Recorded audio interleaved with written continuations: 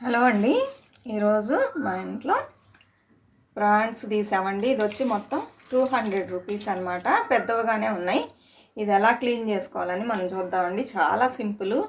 ఇది హెడ్ కదా, ఇలా తీసేయండి. తర్వాత ఈ తోక దగ్గర పెట్టుకొని ఇలా లాగితే వచ్చేసిద్ది. ఆ తర్వాత ఇక్కడ ఇలా తీస్తే నీట్గా క్లీన్ అయిపోయిద్ది.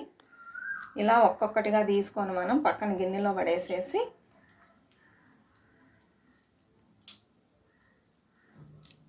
ఆ తర్వాత పసుపు ఉప్పు వేసి బాగా క్లీన్ చేసుకోవాలండి.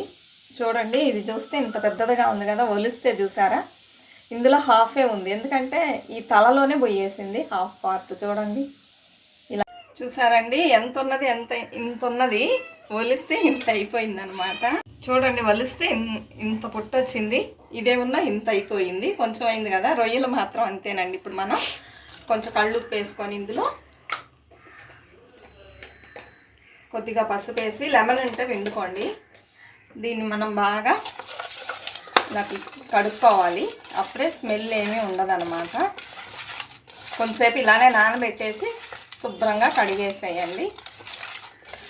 కొంతసేపు నాననేయండి. మనం శుభ్రంగా కడిగి పెట్టుకున్నాం కదండి రొయ్యల్ని. దాన్ని ఒక చట్లో వేసి ఇలా పెట్టుకోండి. వేరే నీళ్ళన్నీ ఏం పోయక్కర్లా, ఇందులో నుంచే నీళ్ళు వస్తాయి. అందులోనే ఉడికేస్తుంది అనమాట. ఉడికిన తర్వాత మనం ఏం చేయాలని చూద్దాం. చూసారా, ఇందులో నుండి ఎంత వాటర్ వచ్చిందో. ఇందులోనే ఉడికిపోయిద్దండి. మనం స్పెషల్గా నీళ్ళేమీ పోయక్కర్లేదు. ఉడికిన తర్వాత అప్పుడు మనం కర్రీ చేసుకోవాలన్నమాట. నీళ్ళు మొత్తం ఇంకిపోవాలండి. రొయ్యలు ఉడికిపోయినాయి అండి. ఇప్పుడు కడాయి పెట్టి తగినంత ఆయిల్ వేసుకున్నాను. అంటే కొంతమంది ఆయిల్ ఎక్కువ వేసుకుంటారు నాన్ వెజ్లో, కొంతమంది తక్కువ వేసుకుంటారు. నేను మీడియంగా వేసాను. ఇప్పుడు 2 లవంగాలు వేసుకుందామండి. పెద్దగా మసాలాని నేనేం వేయను, సింపుల్గానే చేస్తాను. సింపుల్గా టేస్ట్గా ఉంటుంది. ఎందుకంటే మసాలాలు ఎక్కువ తినకూడదు అంటారు కదా, అందువల్ల. ఇప్పుడు మనం సన్నగా కట్ చేసి పెట్టుకున్న 3 ఆనియన్స్ని కట్ చేశానండి. ఇందులో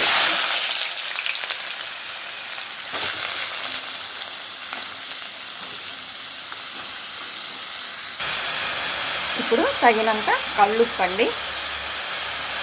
చాలకపోతే మళ్ళీ వేసుకోవచ్చు. వేసేటప్పుడు చూసేసుకోండి. కొంచెం వేసేసి తిట్టి పెట్టండి. ఉప్పు వేస్తే ఏమంటే తొందరగా ఆనియన్ మగ్గిపోయిద్ది. సండే వస్తుందంటేనే భయంగా ఉంటుందండి నాకైతే. ఏమంటే ఆ రోజు ఎక్కువ పని ఉంటుంది లేడీస్కి. సండే వస్తుంది, రెస్ట్ తీసుకోవచ్చు, వీక్ అంతా కష్టపడ్డాం అనుకుంటాం కదా. వీక్ అంతా కష్టపడేది ఒక ఎత్తు అయితే, సండే మాత్రం హెవీగా ఉంటుందండి వర్క్. అందరు కొంచెం లేట్గా లేస్తారు ఆ రోజు. టిఫిన్ చేయడానికి 11 o'clock అలా అయిపోతుంది. ఇప్పుడు ఎంత అయిందంటే టైము 1:20 అయిందండి. ఇప్పుడు నేను వంట చేస్తున్నా. మాకేమంటే ఇంటి ముందే చేపలు వాళ్ళు అందరూ వస్తూ ఉంటారు ఇంతకుముందు. ఇప్పుడు బాగా తగ్గిపోయారండి, ఒకళ్ళిద్దరే వస్తున్నారు. అలానే మేము ఈ రొయ్యలు తీసి 1 year పైన అవుతుందండి, మధ్య తినడం లేదు. సరే ఈరోజు వచ్చాడనమాట. ఎప్పుడు ఇచ్చేతనే ఇంట్లో వాళ్ళు కూడా సరే రొయ్యలు తిందాం, చాలా రోజులు అయిందన్నారు, అందుకని తీసాను. ఉల్లిపాయలు వేగిన తర్వాత మనం ఒక 3 టొమాటోస్, పెద్ద పెద్దవి కాదండి, మీడియం సైజే కట్ చేసి పెట్టుకున్నవి వేసేద్దాం. ఇప్పుడు ఉల్లిపాయల కలర్ చేంజ్ అయింది కదండి. ఈ టైంలో మనం ఒక 1/2 స్పూను అల్లం వెల్లుల్లి పేస్ట్ వేసుకొని కలుపుదామండి.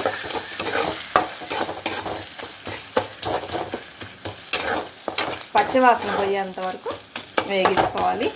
రొయ్యల కూరలో మాత్రం ఉల్లిపాయలు వేగలేదనుకోండి, కూర వచ్చి తియ్యగా ఉంటుంది. ఎందుకంటే రొయ్యలు తియ్యగా ఉంటుంది. ఈ ఉల్లిపాయలు వేగలేదనుకోండి ఇంకా తియ్యగా ఉంటుంది. అందుకని ఉల్లిపాయలని కొంచెం బాగా వేపుకోండి.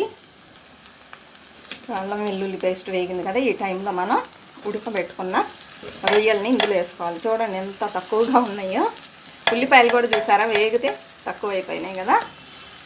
రొయ్యల్ని బాగా కడగండి. పొట్టు తీసిన తర్వాత ఇసుకుంటుంది, అందువలన.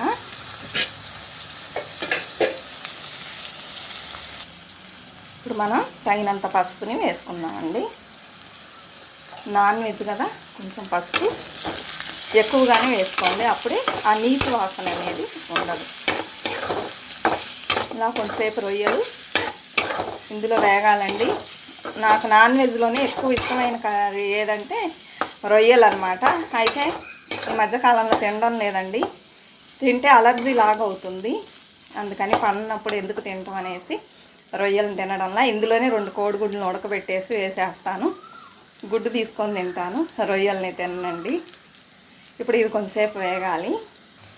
ఇప్పుడే కొంచెం కొత్తిమీర వేసుకుందామండి, బాగుంటుంది ఇలా వేసినట్లయితే. నూనెలో బాగా వేగుతుంది కదా.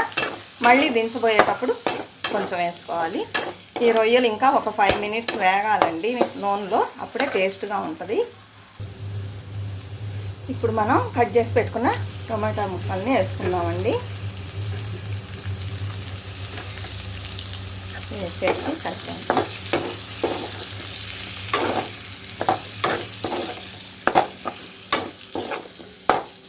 ఇవి కొంచెం సేపు మగ్గాలండి. టొమాటోస్ బాగా మగ్గినాయి కదండి. ఈ టైంలో మనం తగినంత కారం వేసుకుందాం. కారం కూడా మీ టేస్ట్ని బట్టి, మీరు తినేదాన్ని బట్టి వేసుకోండి.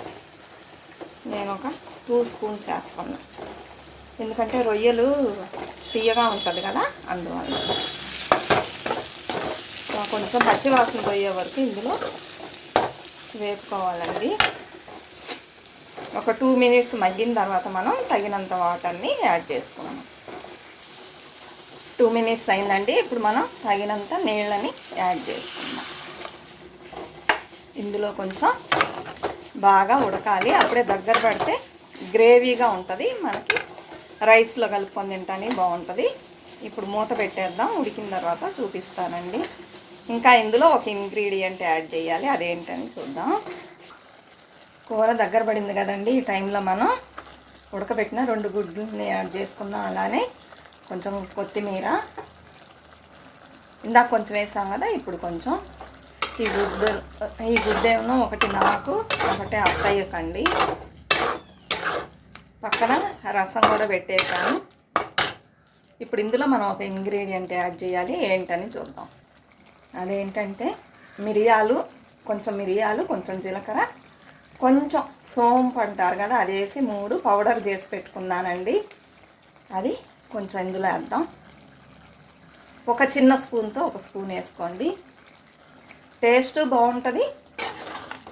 ఈ మిరియాలు జీలకర్ర వేయడం వల్ల నాన్ వెజ్ చాలా టేస్ట్గా ఉంటుంది, అలానే డైజెషన్ అవుతుందండి. సోంపు, జీలకర్ర, మిరియాలు ఇవన్నీ. అందువల్ల ప్రతి నాన్ వెజ్లో కూడా ఇది యాడ్ చేసుకుంటే మంచిది. సోంపు ఇష్టం లేని వాళ్ళు అవాయిడ్ చేసేయండి, మిరియాలు జీలకర్ర మాత్రం వేయండి. ఇంకొంచెం సేపు వేగాలి, వేగిన తర్వాత చూద్దాం. అంతే అండి, రెడీ అయిపోయింది. ఎంతో టేస్టీగా ఉండే ప్రాన్ కర్రీ అండ్ ఎగ్ రెడీగా ఉంది. రసం ఉంది, ఈ 2 పెట్టుకొని ఈ పూటకి ఇవేనండి ఈరోజు వంటలు. మన ఛానల్లో వీడియోస్ నచ్చినట్లయితే తప్పకుండా లైక్ ఇచ్చి సబ్స్క్రైబ్ చేసుకోవడం మర్చిపోవద్దు. కామెంట్ పెట్టండి, షేర్ చేయండి. ఇంకా ఎన్నో మంచి మంచి వీడియోలు చూడాలనుకుంటే సబ్స్క్రైబ్ చేసుకోండి. మరొక మంచి వీడియోతో మళ్ళీ కలుద్దాం. అంతవరకు బాయ్ ఫ్రెండ్స్.